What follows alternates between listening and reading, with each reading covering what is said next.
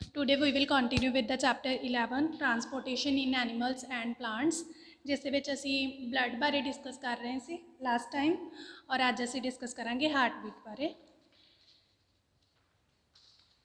Heart beat ਕੀ ਹੁੰਦੀ ਹੈ ਕਿ ਜਿਵੇਂ ਤੁਹਾਨੂੰ ਲਾਸਟ ਟਾਈਮ ਮੈਂ ਹਾਰਟ ਬਾਰੇ ਦੱਸਿਆ ਸੀ ਔਰ ਹਾਰਟ ਦੀਆਂ ਜਿਹੜੀਆਂ ਸਾਈਡ ਵਾਲਸ ਹੁੰਦੀਆਂ ਨੇ ਉਹਦੇ ਮਸਲਸ ਕੀ ਹੁੰਦੇ ਇਨਵੋਲੰਟਰੀ ਮਸਲਸ ਹੁੰਦੇ ਨੇ। ਇਨਵੋਲੰਟਰੀ ਮੀਨਸ ਕਿ ਉਹ ਆਪਣੇ ਆਪ ਹੀ ਜਿਹੜਾ ਫੰਕਸ਼ਨ ਕਰਦੇ ਨੇ, ਆਪਣੇ ਆਪ ਹੀ ਵਰਕਿੰਗ ਕਰਦੇ ਨੇ, ਉਹਨਾਂ 'ਤੇ ਸਾਡਾ ਕੋਈ ਕੰਟਰੋਲ, ਸਾਡੀ ਬੋਡੀ ਦਾ ਕੋਈ ਕੰਟਰੋਲ ਨਹੀਂ ਹੁੰਦਾ। ਔਰ ਇਹ ਜਿਹੜੀਆਂ ਮਸਲਸ ਨੇ ਉਹ ਖੁਦ ਬ ਖੁਦ ਹੀ ਜਿਹੜੇ ਐਕਸਪੈਂਸ਼ਨ ਕੰਟਰੈਕਸ਼ਨ ਕਰਦੀਆਂ ਰਹਿੰਦੀਆਂ ਨੇ। ਐਕਸਪੈਂਸ਼ਨ ਮੀਨਸ ਕਿ ਬਾਹਰ ਔਰ ਕੰਟਰੈਕਸ਼ਨ ਮੀਨਸ ਇਕੱਠਾ ਹੁੰਦੀਆਂ ਰਹਿੰਦੀਆਂ ਨੇ।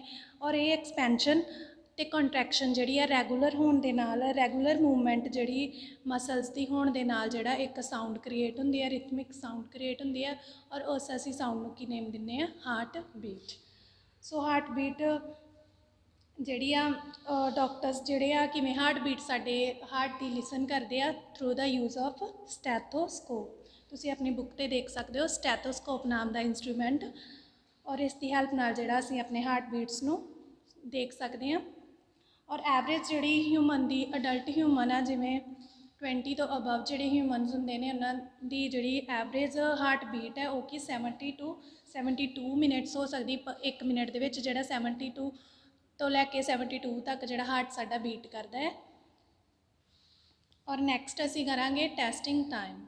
ਟੈਸਟਿੰਗ ਟਾਈਮ ਦੇ ਵਿੱਚ ਕੀ ਹੈ ਕਿ ਜਿਹੜਾ ਤੁਸੀਂ ਹੁਣ ਤੱਕ ਰੀਡ ਕਰ ਚੁੱਕੇ ਹੋ ਚੈਪਟਰ ਦਾ ਪਾਰਟ, ਉਹਦੇ ਵਿੱਚ ਮੇਨ ਤੁਹਾਨੂੰ ਮੈਂ ਦੱਸਾਂਗੀ ਕਿ ਕੀ ਤੁਸੀਂ ਡਿਸਕਸ ਕੀਤਾ ਹੈ, ਅਸੀਂ ਕੀ ਡਿਸਕਸ ਕੀਤਾ ਹੈ। ਫਸਟ ਹੈ the fluid part of the blood is called dash.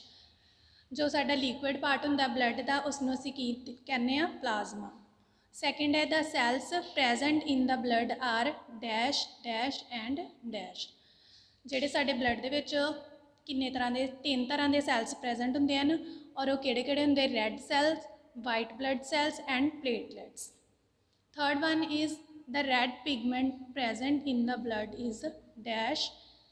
ਜੋ ਸਾਡੀ ਬਲੱਡ ਦੇ ਵਿੱਚ ਰੈੱਡ ਕਲਰ ਦਾ ਪਿਗਮੈਂਟ ਆ ਉਸਨੂੰ ਅਸੀਂ ਹੀਮੋਗਲੋਬਿਨ ਕਹਿੰਦੇ ਹਾਂ। ਸੋ ਬਲੈਂਕ ਦੇ ਵਿੱਚ ਕੀ ਆਏਗਾ? Haemoglobin. Fourth one is the 3 types of the blood vessels are arteries, veins and capillaries. Blood vessels last lecture ਵਿੱਚ ਮੈਂ ਤੁਹਾਨੂੰ ਦੱਸਿਆ ਸੀ ਕਿ 3 ਟਾਈਪਸ ਦੀਆਂ ਹੁੰਦੀਆਂ ਨੇ। First one is arteries, veins and capillaries. Fifth ਹੈ the lowest tip of the heart is tilted towards dash. ਜੋ ਸਾਡੀ ਹਾਰਟ ਦਾ ਲੋਅਰ ਪਾਰਟ ਹੈ ਉਹ ਥੋੜ੍ਹਾ ਕਿਹਦੇ ਵੱਲ, ਕਿਹੜੀ ਸਾਈਡ ਵੱਲ ਟਿਲਟ ਹੋਇਆ ਹੁੰਦਾ, ਝੁਕਿਆ ਹੁੰਦਾ ਹੈ? ਲੈਫਟ ਸਾਈਡ 'ਤੇ। ਸੋ ਬਲੈਂਕ ਦੇ ਵਿੱਚ ਕੀ ਹੈ? Left. Our next topic is excretion in animals. Excretion in animals is very important topic ਜੋ ਆਪਣੀ ਆਪਾਂ ਡੇਲੀ ਲਾਈਫ ਦੇ ਵਿੱਚ ਐਕਟੀਵਿਟੀਜ਼ ਕਰਦੇ ਆ। ਮੈਟਾਬੋਲਿਕ ਐਕਟੀਵਿਟੀਜ਼, ਮੈਟਾਬੋਲਿਕ ਮੀਨਸ ਜੋ ਸਾਡੀ ਬੋਡੀ ਦੇ ਵਿੱਚ ਕੈਮੀਕਲ ਰਿਐਕਸ਼ਨਸ ਹੁੰਦੀਆਂ ਨੇ ਉਸਨੂੰ ਅਸੀਂ ਮੈਟਾਬੋਲਿਕ ਐਕਟੀਵਿਟੀਜ਼ ਕਹਿੰਦੇ ਆ। ਔਰ ਮੈਟਾਬੋਲਿਕ ਐਕਟੀਵਿਟੀਜ਼ ਸਾਨੂੰ ਜਿਹੜਾ ਵਾ ਐਨਰਜੀ ਪ੍ਰੋਵਾਈਡ ਕਰਦੀਆਂ ਨੇ ਸਾਡੀ ਬੋਡੀ ਨੂੰ। ਔਰ ਜਿਹੜਾ ਬਹੁਤ ਸਾਰਾ ਸਾਡੀ ਬੋਡੀ ਦੇ ਵਿੱਚ ਵੇਸਟ ਪ੍ਰੋਡਕਟ ਆ ਉਹ ਪ੍ਰੋਡਿਊਸ ਹੁੰਦਾ ਡੇਲੀ ਲਾਈਫ ਦੇ ਵਿੱਚ ਸਾਡੀ ਡੇਲੀ ਲਾਈਫ ਐਕਟੀਵਿਟੀਜ਼ ਦੇ ਨਾਲ। ਔਰ ਅਗਰ ਅਸੀਂ ਜਿਹੜਾ ਇਹ ਐਨੀਮਲਸ ਜਿਹੜਾ ਵਾ ਡੇਲੀ ਆਪਣਾ ਵੇਸਟ ਪ੍ਰੋਡਕਟਸ ਆ ਇਹਨੂੰ ਆਪਾਂ ਆਪਣੀ ਬੋਡੀ ਤੋਂ ਬਾਹਰ ਨਾ ਕੱਢੀਏ ਤਾਂ ਇਸ ਕੀ ਹੈ? ਸਾਡੇ ਲਈ ਟੌਕਸਿਕ ਹੋ ਜਾਂਦਾ ਹੈ, ਜ਼ਹਿਰੀਲਾ ਹੋ ਜਾਂਦਾ ਹੈ ਔਰ ਜਿਹੜਾ ਕਿ ਇੱਕ ਆਰਗੈਨਿਜ਼ਮ ਦੀ ਡੈਥ ਤੱਕ ਵੀ ਰਿਸਪੋਂਸੀਬਲ ਹੋ ਸਕਦਾ ਹੈ। ਸੋ excretion in animals is very important ਕਿਉਂਕਿ ਇਹ ਸਾਡੀ ਬੋਡੀ ਵਿੱਚ ਜਿਹੜੇ ਟੌਕਸਿਕ ਵੇਸਟ ਪ੍ਰੋਡਕਟਸ ਨੇ ਉਹਨਾਂ ਨੂੰ ਸਾਡੀ ਬੋਡੀ ਤੋਂ ਬਾਹਰ ਕੱਢਦਾ ਹੈ ਔਰ ਸਾਡੀ ਬੋਡੀ ਨੂੰ ਕੀ ਕਰਦਾ? ਪਿਊਰੀਫਾਈ ਕਰਦਾ ਹੈ। ਡਿਫਰੈਂਟ ਐਨੀਮਲਸ ਜਿਹੜੇ ਹੁੰਦੇ ਨੇ ਉਹ ਡਿਫਰੈਂਟ ਟਾਈਪਸ ਦੀਆਂ ਪ੍ਰੋਸੈਸ ਯੂਜ਼ ਕਰਦੇ ਨੇ ਐਕਸਕ੍ਰੀਸ਼ਨ ਦੇ ਲਈ। ਜਿਵੇਂ ਕਿ ਫਿਸ਼ਿਜ਼ ਹੋ ਗਈਆਂ। ਫਿਸ਼ਿਜ਼ ਜਿਹੜਾ ਆਪਣਾ ਗਿਲਸ ਦੇ ਥਰੂ ਫਿਸ਼ਿਜ਼ ਰਿਸਪਾਇਰ ਕਰਦੀਆਂ ਨੇ, ਸਾਹ ਲੈਂਦੀਆਂ ਨੇ ਗਿਲਸ ਦੇ ਥਰੂ।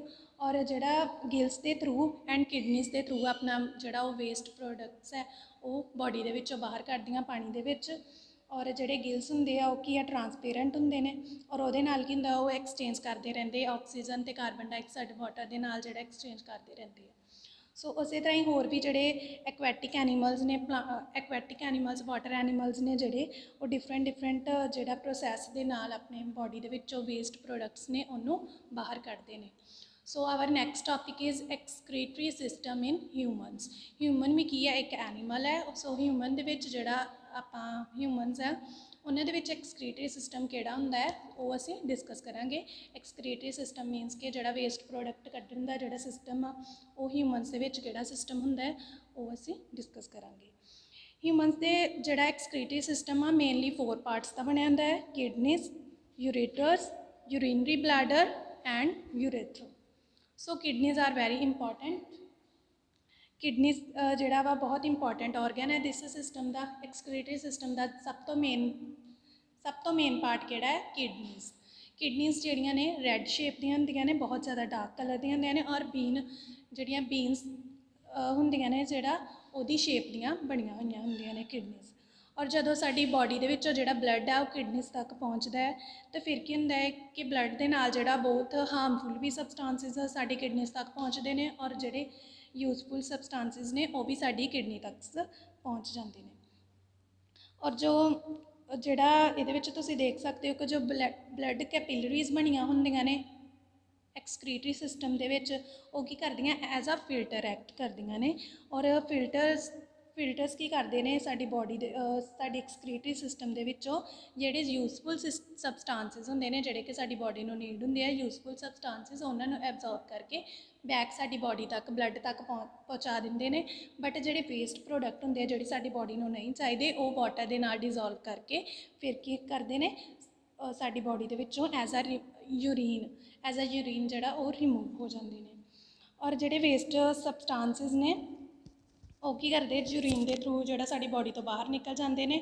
ਔਰ ਤੁਸੀਂ ਡਾਇਗਰਾਮ ਦੇ ਵਿੱਚ ਦੇਖ ਸਕਦੇ ਹੋ ਯੂਰੇਟਰ ਦੇ ਥਰੂ ਜਿਹੜਾ ਕਿਡਨੀਜ਼ ਦੇ ਥਰੂ ਜਿਹੜਾ ਯੂਰੇਟਰ ਤੱਕ ਵੇਸਟ ਸਬਸਟਾਂਸਿਸ ਸਾਡੇ ਯੂਰੀਨਰੀ ਬਲੈਡਰ ਤੱਕ ਇਕੱਠੇ ਹੋ ਜਾਂਦੇ ਨੇ, ਉੱਥੇ ਆ ਕੇ ਇਕੱਠੇ ਹੋ ਜਾਂਦੇ ਨੇ। ਔਰ ਫਿਰ ਜਿਹੜਾ ਯੂਰੇਥਰਾ ਹੈ ਐਂਡ ਪੁਆਇੰਟ ਹੈ ਜਿਹੜਾ ਸਾਡਾ, ਉਹਦੇ ਥਰੂ ਸਾਡੀ ਬਾਡੀ ਤੋਂ ਬਾਹਰ ਨਿਕਲ ਜਾਂਦੇ ਨੇ। ਔਰ ਜਿਹੜਾ ਯੂਰੀਨ ਹੈ ਇਹਦੇ ਵਿੱਚ ਆ ਕੇ ਅਕਮੂਲੇਟ ਹੋ ਜਾਂਦਾ, ਇਕੱਠਾ ਹੋ ਜਾਂਦਾ ਯੂਰੇਥਰਾ ਦੇ ਵਿੱਚ। ਜਿਹੜੀਆਂ 2 ਨੈਰੋ ਟਿਊਬਸ ਬਣੀਆਂ ਨੇ ਉਹਨਾਂ ਨੂੰ ਅਸੀਂ ਯੂਰੇਟਰਸ ਬੋਲਦੇ ਹਾਂ। ਔਰ ਉਹ ਕੀ ਕਰਦੀਆਂ ਕਿਡਨੀਜ਼ ਤੋਂ ਜਿਹੜਾ ਵਾ ਵੇਸਟ ਸਬਸਟਾਂਸ ਉਹਨੂੰ ਬਲੈਡਰ ਤੱਕ ਲੈ ਕੇ ਆਉਂਦੀਆਂ ਨੇ। ਔਰ ਜਿਹੜਾ ਯੂਰੀਨ ਹੁੰਦਾ ਹੈ ਸਾਡੀ ਬਾਡੀ ਤੋਂ ਬਾਹਰ ਨਿਕਲ ਜਾਂਦਾ ਇਸ ਤਰ੍ਹਾਂ ਵੇਸਟਫੁਲ ਜਿਹੜੇ ਸਬਸਟਾਂਸਿਸ ਨੇ। ਯੂਰੀਨ ਦੇ ਵਿੱਚ ਕੀ ਹੁੰਦਾ ਹੈ 95% ਵਾਟਰ, 2.5% ਯੂਰੀਆ ਐਂਡ 2 to 5% ਜਿਹੜਾ ਹੋਰ ਵੇਸਟ ਪ੍ਰੋਡਕਟਸ ਪਾਏ ਜਾਂਦੇ ਨੇ। So excretory system is very important in our body। Humans ਦੇ ਵਿੱਚ ਜਿਹੜਾ ਐਕਸਕ੍ਰੀਟਰੀ ਸਿਸਟਮ ਦੇ ਨਾਲ ਵੇਸਟ ਪ੍ਰੋਡਕਟਸ ਨੂੰ ਆਪਾਂ ਆਪਣੀ ਬਾਡੀ ਤੋਂ ਜਿਹੜਾ ਬਾਹਰ ਨਿਕਾਲਦੇ ਹਾਂ। ਸੋ ਅੱਜ ਦਾ ਲੈਕਚਰ ਮੇਰਾ ਇੱਥੇ ਹੀ ਖਤਮ ਹੁੰਦਾ ਹੈ। Thank you.